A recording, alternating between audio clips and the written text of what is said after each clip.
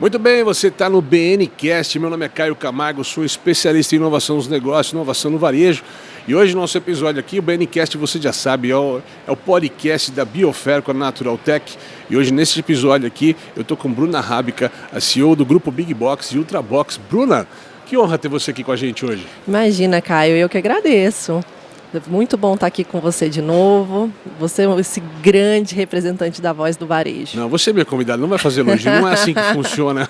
Mas você esteve aqui ontem, inclusive, palestrando aqui no evento. Como é que foi essa experiência, Bruna? Foi muito bom. A gente participou de um painel moderado pela Paty Quintiliano. E estava a Fernanda Dalben, estava também a Suelen Inácio. A gente falou sobre do discurso à gôndola. Resumindo, o que falta para nós supermercadistas investirmos mais nos produtos de saudabilidade? Você sabe que esse é o principal desafio nosso aqui, né? Sou eu e mais 4 hosts, nós somos 5 hosts aqui, e a minha pauta é trazer o varejo exatamente nesta pauta de qual o desafio, né? Como é que a gente traz mais sustentabilidade, mais saudabilidade para o consumidor final, e hoje ele está buscando isso um pouco, né? Mas antes da gente começar a bater o nosso papo, Bruno, eu queria que, para quem não conhece o grupo Big Box e Ultrabox, você contar um pouquinho da história de vocês. Claro, Caio. Olha, Caio, nós nascemos em 89, era só uma pequena mercearia, o grupo foi fundado pelo meu pai. Depois, em 98, veio a nossa segunda loja, e sempre varejo, tá? E depois vieram 2 tios meus que se associaram ao meu pai, fizeram o negócio prosperar, o negócio crescer. Em 2013, a gente fundou nosso primeiro atacarejo, que é o Ultrabox. 2013. 2013. Bastante, no começo dessa jornada dos atacarejos no país, praticamente. Isso, exatamente. Foi lá em Planaltina, no Distrito Federal. Falava ainda cash and carry. Cash and carry, exato. E você sabe que ainda quando eu vejo o nosso site, ainda tem esse termo, eu falo, cara, tá desatualizado, a gente precisa arrumar. Atacarejo. Eu sou a favor de todos os termos em português, sabe? Cada vez mais. Claro, até porque o atacarejo, cá entre nós, Caio, não é mais cash and carry, né? Não, já deixou de ser há muito tempo. Esse é até um outro papo dessa evolução toda que está acontecendo, mas vamos lá. E aí em 2013 o atacarejo... E aí a gente continua esse processo de expansão. Eu tive umas 2 incursões na rede e dessa vez agora definitivamente eu estou desde 2016. Eu vim para organizar os processos da área jurídica, que eu sou advogada. E aí da área jurídica comecei a liderar a empresa inteira. Por quê? Porque eu virei uma grande solucionadora de problemas. Fato, né? A visão jurídica, a visão de resolução já traz um pouco para o negócio. Isso. Menos empírico na exatamente. Conversa. E aí é isso. Hoje estamos em 2025 com 46 lojas. 46 lojas hoje, né? Isso. Só região de Brasília? Brasília e temos 2 em Goiás. Em Goiás também. Isso. Somos 23 lojas de varejo do Big Box e 23 do atacarejo, que é o Ultrabox. Maravilha. Daqui a pouco eu quero te perguntar um pouquinho dessa diferença dos 2 negócios frente a tudo isso, tá? Mas eu queria começar do começo aqui, que eu tenho feito essa pergunta para os entrevistados, né? Teve algum ponto de curva entre comprar o que o mercado sempre compra ou talvez ter um propósito de começar a comprar mais voltado para o segmento natural, saudabilidade e tal? Teve algum ponto de curva, algum ponto de virada, algo que deu estalo para mudar o negócio a partir disso? Claro que todo mundo fala da pandemia, mas eu acredito, Caio, que desde antes da pandemia já vinha numa pegada muito forte de orgânicos. A gente já, principalmente, quando você fala de plano piloto, que é onde a maioria das minhas lojas estão, você tem um consumidor muito consciente. Então já tinha uma demanda... Plano piloto, para a nossa audiência aqui, é a região central de Brasília. De Brasília, exatamente. Então já tinha uma demanda crescente por orgânicos. Então a gente vinha ampliando isso. Que é um mercado de nicho, mas naquele público específico quase não é um nicho de mercado, exatamente, não. Então a gente vinha ampliando isso na parte de hortifruti, na parte também de açougue, de ter frangos orgânicos. E aí, com a pandemia, de fato, a gente viu uma busca crescente por outros tipos de produtos, principalmente os proteicos, os suplementos. Você vê, inclusive, que o mercado de academia... Sim. Deu um boom. As pessoas começaram a fazer atividade física e começaram a ter uma preocupação maior com o que elas consomem. O tal do produto funcional. Exatamente. Né? A alimentação funcional, que ela traz um benefício extra além das vitaminas tradicionais de mercado. Né? Isso, e muita gente frequentando nutricionista, tendo uma maior preocupação com a composição nutricional dos produtos que consomem. Então, antes a gente tinha aquelas barras de cereais, né, que a gente comprava ali para um lanchinho. Aquilo deixou de ser um ponto que liderava uma categoria de naturais dentro da mercearia. Porque hoje a gente já tem uma gama enorme, um mix muito grande de produtos. Não, sim. E é engraçado, né? Porque a gente está passando agora, estamos no meio do ano, e estamos prestes aí, nos próximos 6 meses, observar uma revolução por conta das canetas emagrecedoras e tal, né? Isso vai causar uma revolução, ou seja, uma busca ainda maior por esse tipo de produto que mantém esse novo lifestyle de muita gente ali, né? A partir do momento que a pessoa emagrece, ela começa a ter um outro estilo de vida, buscar outro tipo de alimentos e tal. Isso influencia um pouco no mix do mercado também, certo? Verdade, eu também acho. Tem notado alguma coisa assim? O que eu noto é que... E outra coisa, a rede social. A rede social, com muito influencer, trazendo coisa nova. Você olha também o mercado dos médicos, médicos empreendendo e fazendo propaganda, por exemplo, da caneta e de alguns outros medicamentos que ajudam nesse processo de vamos ser saudáveis, vamos olhar para isso. E aí o consumidor começa a entender, é como se tivesse... quase como se a gente estivesse formando um inconsciente coletivo. Perfeito. De que devemos todos ser saudáveis. E aí existe uma busca por isso no supermercado, e o supermercado tem que se adaptar. E o supermercado de qualquer porte. Então eu até falei isso na palestra ontem, que mesmo quem tem uma lojinha pequena, Bruna, eu tenho só uma lojinha de 200 metros quadrados. Você tem que ter um nichozinho ali voltado para saudáveis. Sim. Que não seja, no conceito, loja dentro da loja. Porque às vezes você não vai ter espaço para isso. Concordo. Né? Mas que você ali, sei lá, dentro da sua categoria de iogurte tem um pedaço, né? Exatamente. O macarrão tem um pedaço, ali sem glúten. É aí você vai distribuir aquilo no dia a dia das pessoas. Exato, não dá para deixar sem. Até porque num negócio, quando a gente olha penetração de mercado, né? É até um jeito mais interessante. Você enxergava lá no meio da bebida, da cerveja, né? A bebida zero, a cerveja zero hoje está no meio das cervejas tradicionais e ela vai ocupando cada vez mais espaço na gôndola. Muito. Então você observa até melhor, comprador, como é que está sendo essa nova movimentação, né, de mercado. Exato, e eu li um estudo que essa nova geração, que é a tal da geração Z, tá muito fã da cerveja da cerveja zero. É o zero álcool na vida, nem a cerveja, né? O zero álcool, até que isso cria um novo mercado realmente. Exato, então isso vem bem forte. Talvez, eu não sei se você consome cerveja, eu consumo. Consumo moderadamente. Então talvez nossa geração olhe para isso com um certo estranhamento. Nossa, cerveja zero, né? Mas não é o que está acontecendo aí com quem está chegando. Não, eu consumo muito, inclusive eu pessoalmente consumo, e para mim é praticamente o mesmo gosto. É quase como você consumir chocolate sem açúcar de boa qualidade. E o que eu ia falar é exatamente isso, né? Eu estava mais cedo conversando com o Itamar da Lace, que é beleza, né? Um mercado de clean beauty, mas tem muito disso das marcas, né? Talvez no supermercado ainda um crescente ainda de consciente das pessoas de comprar produtos mais saudáveis. Porém, já é nítido que se eu percebo que um produto realmente faz mal à minha saúde, eu deixo de consumi-lo quase de forma imediata. Você percebe isso também? Eu percebo. E percebo principalmente para quem é mãe. Para quem é mãe. A gente tem uma preocupação absurda com a composição nutricional dos produtos, e quando você olha e vê que determinado produto tem alguma coisa de química que não vai fazer muito bem, você imediatamente deixa de consumir aquilo. Você vê, a gente vai ter que mencionar isso aqui, tá? A questão dos refrigerantes. Sim. Refrigerante zero, que não engorda. E realmente não engorda. Um suco de laranja vai te engordar mais do que um refrigerante zero. Mas existe já essa consciência do mal que os componentes químicos fazem para o corpo. Sim. E hoje é muito comum a gente encontrar muitas pessoas que não consomem mais refrigerante. Você falou, inclusive, das coisas que começam nas redes sociais, né? Vimos agora na Páscoa, mais recentemente, essa evolução de mostrar biscoitos, por exemplo. Olha, tá vendo esse biscoito? Tinha chocolate e agora ele tem uma barra sabor chocolate. Então, essas novas fórmulas que às vezes saem nas embalagens, que é uma maneira da indústria até tentar se adaptar. No caso do chocolate tem todo o preço do cacau, tem um monte de influências externas. Sim, eu falo, não é uma maldade como muita gente pensa, é uma adaptação de mercado para se manter dentro do posicionamento, daquela faixa de consumo, Mas o consumidor está atento a isso, né? Ele fala assim, mas eu comprava isso porque era um preço adequado num produto bom, agora o produto é ruim.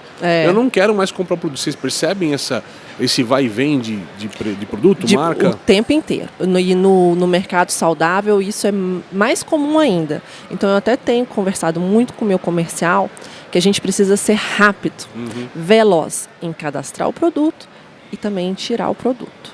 Porque é isso, você não pode perder o momento certo daquele produto. Que ele veio, bombou em determinado momento. Eu tenho um termo que eu brinco disso. Eu estou para te entrevistar aqui, não para termo, mas assim, eu falo, tem coisas que não são nem tendências, nem pendências, elas são vendências. Vendências. Eu tenho que vender naquele momento, eu não estava preparado para vender aquilo surgiu num hype ontem na internet, eu tenho que dar um jeito de trazer aquilo o mais rápido possível pro meu negócio, porque daqui 2 semanas ninguém mais vai comprar aquilo ou falar daquilo. Exatamente. Certo? Então assim, e esse é o maior drama do varejo hoje, em qualquer segmento hoje. Porque essas coisas aparecem do nada, né? É muito rápido. E aí a gente vê o fornecedor também muito... analógico. Analógico e às vezes desesperado com lançamentos. Então ele sente que o tempo inteiro ele tem que lançar algo novo. E aí ele vem pra gente, varejista, e fala, varejista, me ajuda, eu te dou o que você quiser, mas me faz bombar esse produto. É difícil.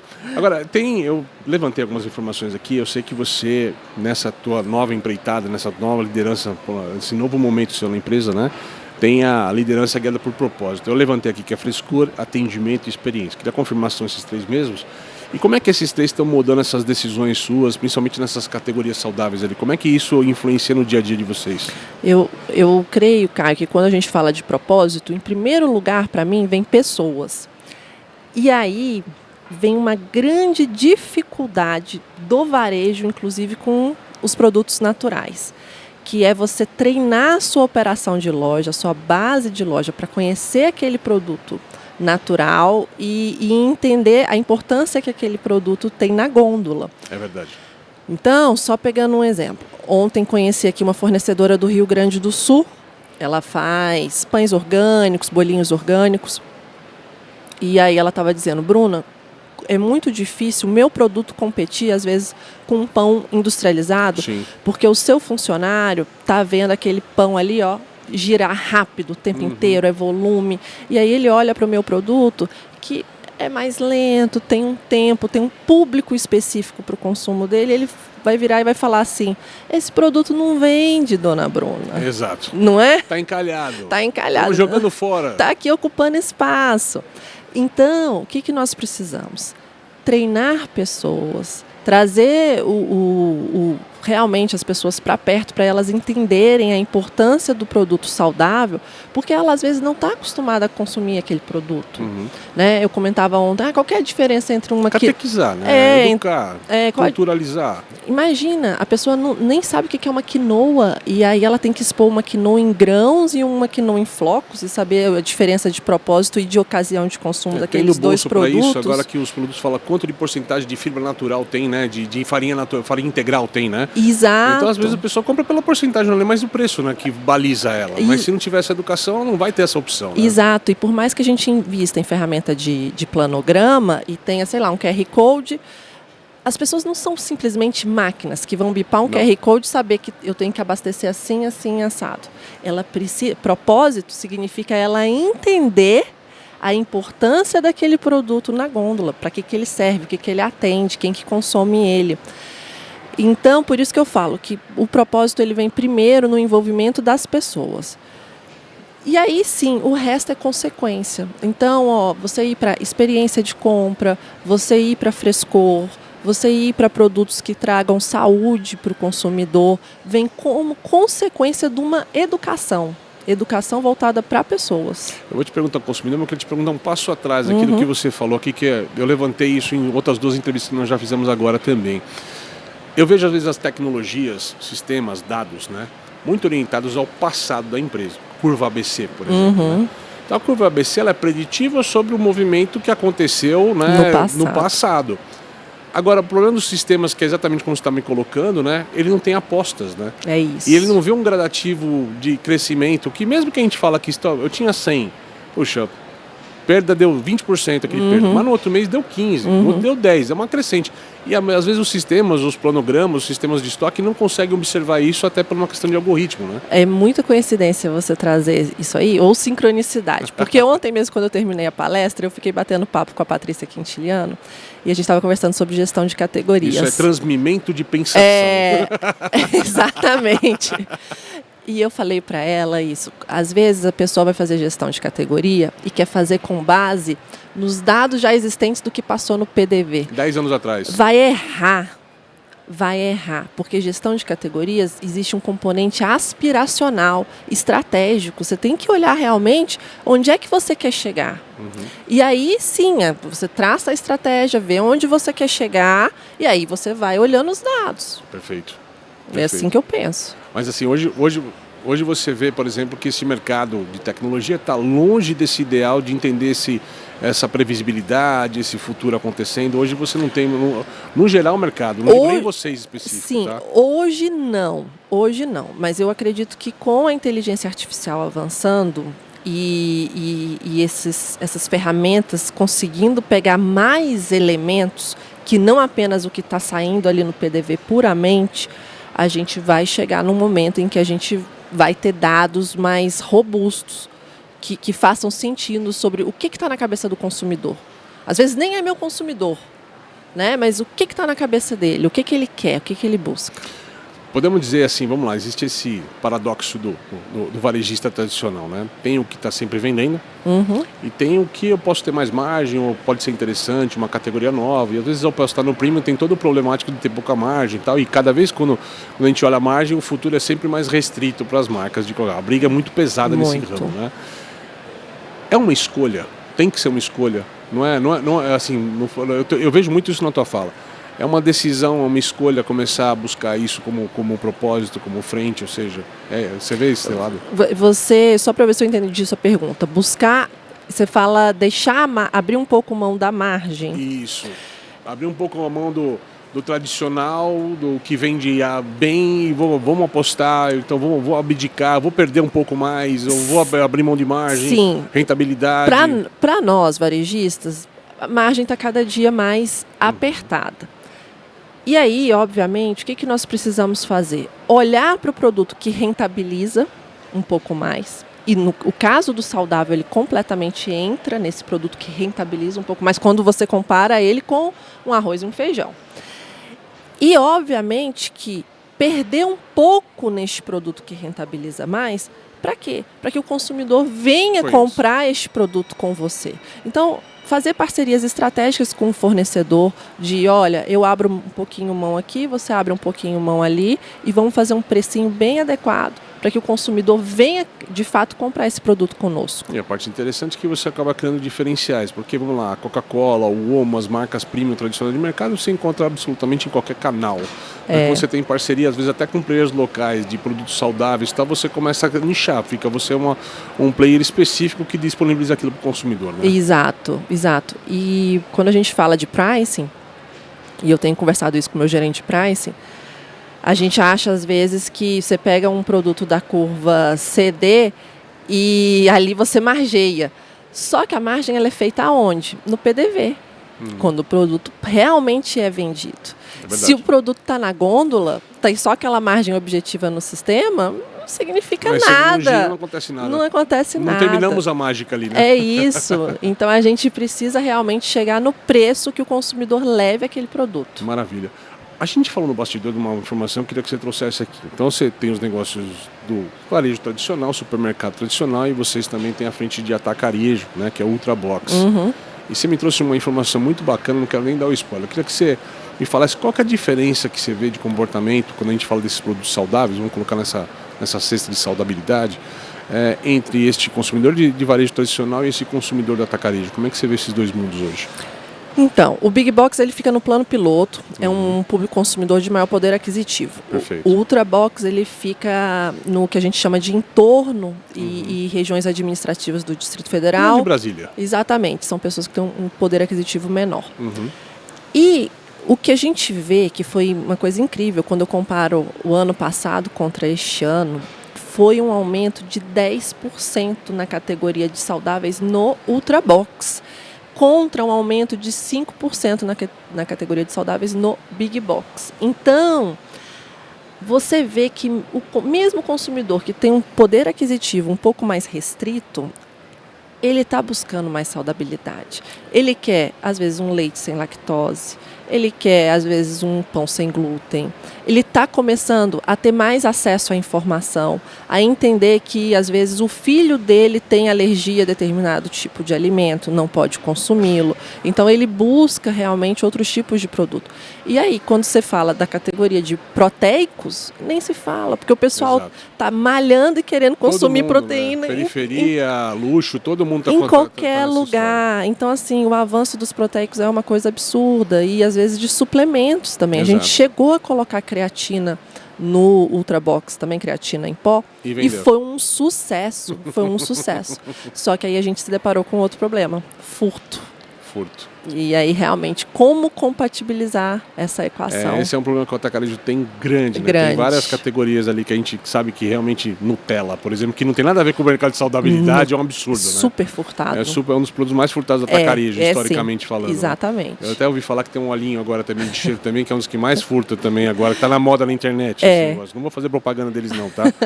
Mas e é engraçado, porque dados, né, que trazem as verdades. A gente sempre imagina o consumidor mais na periferia, ainda priorizando o preço. E há muito tempo, eu sei que você briga muito por isso, eu também falo isso muito em palestra, brigo muito, né? O consumidor não quer só preço.